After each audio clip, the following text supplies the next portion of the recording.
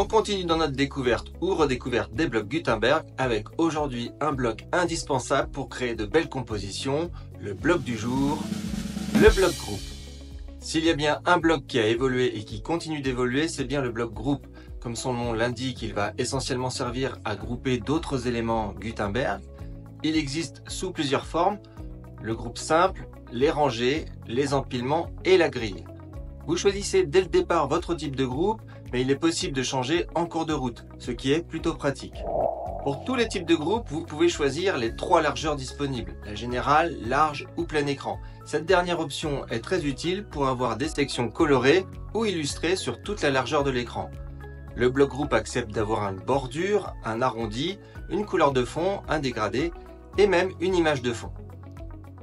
N'oubliez pas de définir les marges internes pour faire respirer votre section et un minimum de marge interne gauche et droite pour la version mobile.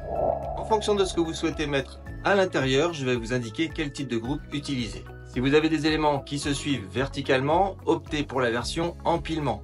Plus pratique pour aligner horizontalement et verticalement vos éléments et ajuster les espacements des blocs internes avec un seul paramètre. Et c'est la même chose pour les éléments horizontaux. Utilisez la version rangée, indispensable pour aligner des images, des textes et des boutons. Enfin, si vous optez pour la version Bento Design, vous choisirez la version grille. Mon conseil, choisissez un nombre de colonnes manuellement le temps de réaliser votre composition, puis passez en automatique pour un design responsive. Je vous invite à aller voir mes vidéos plus complètes sur le bloc grille.